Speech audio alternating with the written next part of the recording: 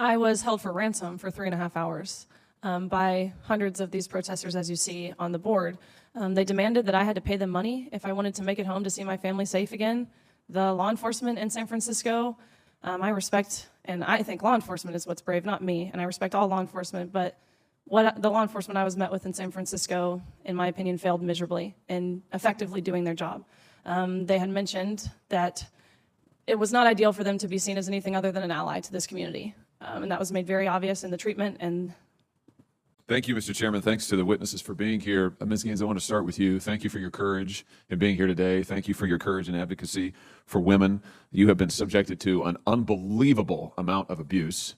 You talk about intimidation, threats of violence. You have suffered it. I want to put up here a picture so everybody can see it. This was the welcome you were treated to at San Francisco State University just a couple of months ago when a mob assembled where you were supposed to speak, I believe for over 3 hours, screamed, threatened you, barricaded you in a room. Do I have that basically correct? Yes, I was held for ransom for 3.5 hours by hundreds of these protesters, as you see on the board. They demanded that I had to pay them money if I wanted to make it home to see my family safe again. The law enforcement in San Francisco, I respect, and I think law enforcement is what's brave, not me, and I respect all law enforcement, but the law enforcement I was met with in San Francisco, in my opinion, failed miserably in effectively doing their job.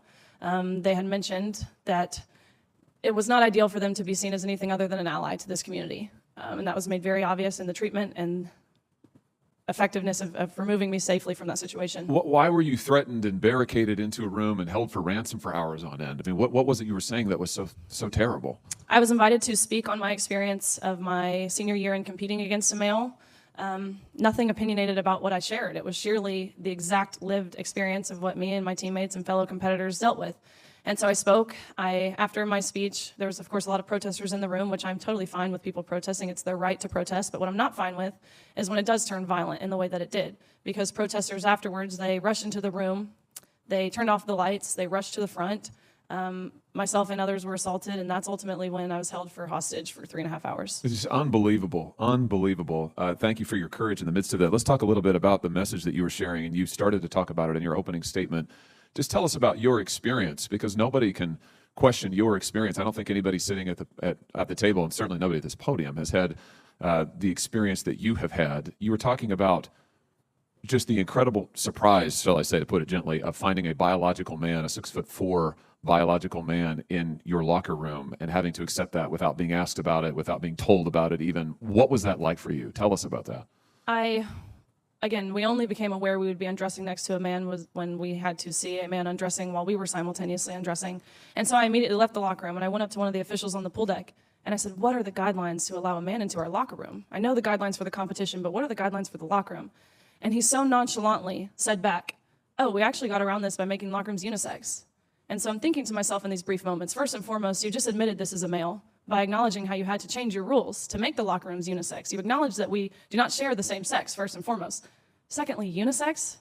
Any man could have walked into our locker room, any coach, any official, any man who wanted to would have had full reins to, and bare minimum, we weren't forewarned about it. And that's the traumatizing part. Of course, the experience in and of the locker room itself is traumatizing, but I think for me, it was so easy for them to dismiss our rights to privacy. Senator Durbin, in your opening statement, you had mentioned this rhetoric. It's, you had mentioned that, what message does it send to trans individuals? And my combat to that is, what message does this send to women, to young girls who are denied of these opportunities? So easily their rights to privacy and safety thrown out of the window to protect a small population, protect one group as long as they're happy. What about us? That is the overall general consensus of how we all felt in that locker room. Why do you think it is that the NCAA and so many people in power seem intent on just erasing your opinion, your views, the whole category of women? I noticed that recently you just posted this to social media about a message that Harvard was sending around, I think, to its swimmers, telling them, don't talk about Leah Thomas, don't share your opinions. If you get contacted by a member of the media, then refer that to the university. Don't say anything, for heaven's sake. Tell us about this. I mean, this has been your experience over and over and over. You're told as a woman, just shut up, don't say anything. What's that like? That is continually happening. And if we do speak up, you're immediately labeled as some name. They will call you everything under the sun, whether it's transphobic, homophobic, racist, white supremacist, domestic terrorist. They will throw them all at you in hopes to deter you, in hopes to silence you. Leah Thomas's teammates, they were forced every single week to go to mandatory LGBTQ education meetings to learn about how just by being cisgender, they were oppressing Leah Thomas. They were told that they're not allowed to take a stance because their school has already taken their stance for them. They were told that you will never get a job, you will never get into grad school, you will lose your friends, you will lose your scholarship and playing time if you speak out. They told these girls that if you do speak out, and any harm whatsoever comes towards Thomas's way, whether that's through social media, whether that's physical, mental, emotional harm, then you are solely responsible, and you could be responsible for a potential death. And you don't want that, do you? Of course not. Who would ever want to be responsible in a potential death? But that is the emotional blackmail that is plaguing this country, especially in universities. Last question, and I'll ask this and then give you a chance to respond, and I'm done with this, Mr. Chairman. Let me give you a chance to respond to something that Leah Thomas said recently, publicly. She said this publicly. They're using, this quote now, they're using the guise of feminism, they meaning you, using the guise of feminism to sort of push transphobic beliefs, meaning you advocating for women's rights is actually just a cover for transphobia. Do you want to respond to that? Feminism is not a fluid term. The original and the meaning of what it means to be a feminist is to uphold, respect, honor, embrace, and celebrate women on our own physical ceilings, our own uniqueness. That term has not changed. And what this really is a male mansplaining what it is to be a feminist, which I honestly think is pretty ironic, and it's something we've seen before. Thank you, Senator Hawley. It happened in plain view. Senator Josh Hawley, eyes narrowed in disbelief, holds up the photograph. The hallway at San Francisco State, the crush of bodies, the fists, the shouting, the doors slammed shut.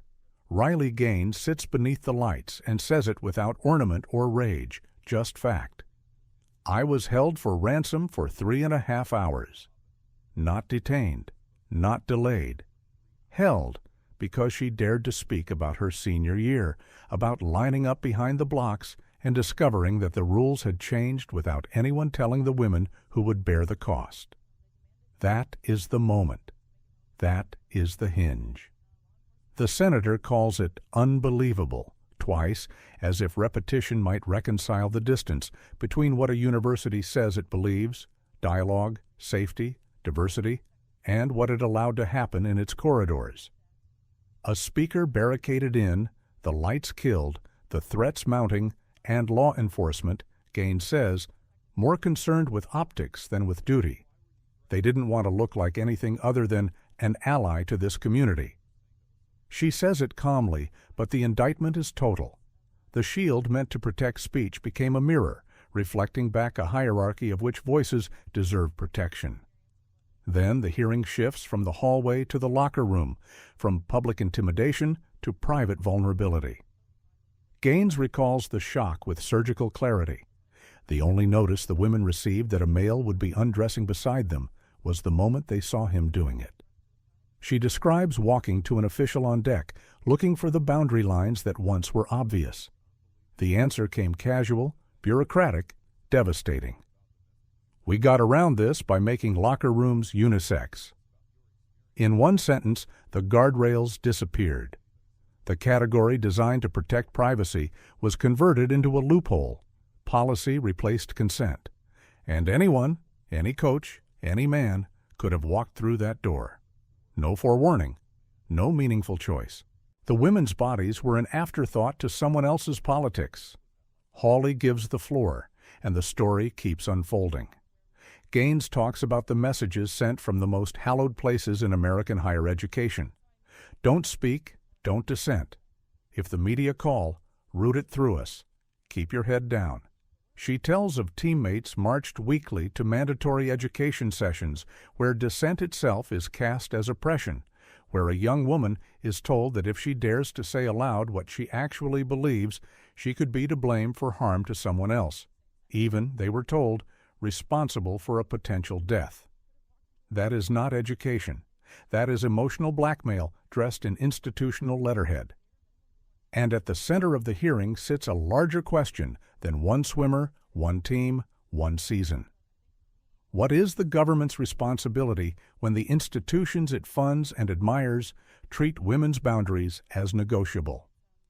The architecture of civil rights, Title IX, was written to build doors for girls who had been kept outside. Scholarships, safety, equal footing. Today, in the name of inclusion, those doors are being taken off the hinges, and women are told to be grateful that the house is for everyone. But a door without a boundary is not a door. It is an entrance to nowhere. Hawley asks one more time, "What were you saying that was so terrible?" Gaines's answer is telling. She wasn't there to lobby or inflame. She was there to describe. Description, the oldest form of truth, triggered a mob. Testimony became contraband, and the lesson shines through the spectacle. When institutions lose confidence in their own mission, they trade courage for choreography. They stop protecting the speaker and start staging the scene. There is a temptation, in a moment like this, to choose the safest moral script, to talk about competing harms, to propose endless committees, to soften every edge with euphemism. But the hearing's starkness strips away the camouflage. Two realities confronted each other under oath. One says womanhood has a substance rooted in sex, in privacy, in the level playing field that sports uniquely require.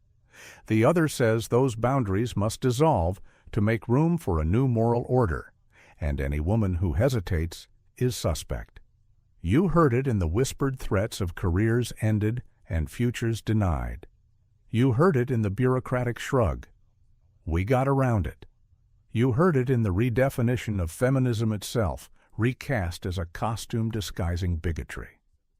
When Gaines responds to Leah Thomas's accusation that feminism defending women is a guise, she refuses the linguistic trap. Feminism isn't fluid, she says. It honors the distinctiveness of women, their bodies, their ceilings, their victories. To call that mansplaining is not a talking point. It is a reclamation of meaning itself. Because if words have no anchor, then rights have no anchor. And if rights have no anchor, power decides who is heard, who is safe, who is real. This is not merely a campus story. It is a government story. It is a justice story. It is the question that will define whether a pluralistic nation can keep faith with both inclusion and truth. Inclusion without truth is performance. Truth without compassion is cruelty. But compassion that requires women to surrender their privacy, their trophies, their speech, that is not compassion. That is coercion with kind branding. So remember the arc of this hearing. The photo of a barricade where debate should be. The locker room where policy outpaced consent. The memos that treat women's voices as liabilities to be managed. The catechisms taught as education. The attempt to appropriate the name feminist and turn it against the very women it was meant to defend. Remember, too, the restraint with which Gaines spoke, not to inflame, but to insist. Insist on boundaries, on fairness, on the courage of institutions to protect speech even when it offends the fashion of the day. The moral is plain. A society that cannot protect women's spaces cannot claim to honor women. A democracy that punishes testimony has forgotten what testimony is for. And a movement that demands silence in the name of love has confused love with obedience. The strings swell, a drumbeat, slow and steady. This is liberal freedom.